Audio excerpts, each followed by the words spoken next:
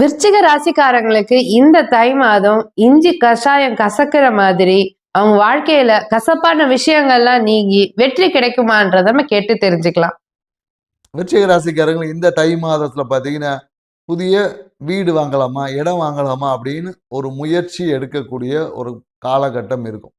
கணவன், மனைவி ஒன்று சேர்ந்து இந்த காலத்துல நிறைய முயற்சி ஒண்ணாவே எடுப்பாங்க. எப்பொழுதும் விருச்சிக ராசிக்காரங்க தனிப்பட்டு தான் செயல்படுவாங்க.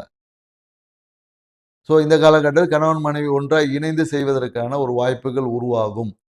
மேலும் என்னன்னாக்கா, ஏதாவது ஒரு டாக்குமெண்ட் ஜாமீன் கையெழுத்து போடுவதற்கான ஒரு சூழல் வரும்.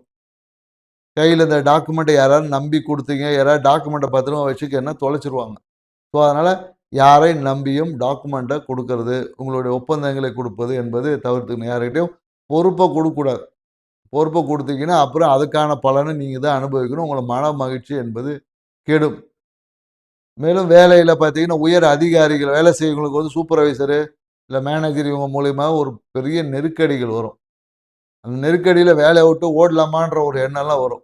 ஸோ அதெல்லாம் ஒன்றும் இல்லை. இந்த ஒரு மாதத்தை அப்படியே தள்ளி போயிடுச்சுன்னா அந்த நெருக்கடிகள்லாம் மாறி வேலை என்பது சுகமாக இருக்கும். ஏன்னா ஒரு கஷ்டத்துக்கு அப்புறம் தானே விஷயம். அதனால் இந்த காலத்தில் வேலை தேடுறவங்களுக்கு பார்த்தீங்கன்னு வச்சுக்கோங்க, அந்த அளவுக்கு வேலையில் ஒன்றும் பெருசாக முன்னேற்றம் என்பது இருக்காது. ஸோ அடுத்த மாதம் வேலை பெறுவதற்கான சாத்தியக்கூறுகள் அதிகமாக இருக்குது. அப்படியே வேலை கிடைச்சாலும் ரொம்ப வெளியூரில் வெளிநாட்டில் போய் அப்படி ரொம்ப தூரமாக கிடைக்கும். போயிட்டு வரதே கஷ்டமாக இருக்கும். அந்த மாதிரியான வேலைகள் தான் இந்த காலகட்டத்தில் அமையும். ஸோ அடுத்த மாதம் உங்களுக்கு வேலை தேடினீங்கன்னா கண்டிப்பாக கிடைக்கும்.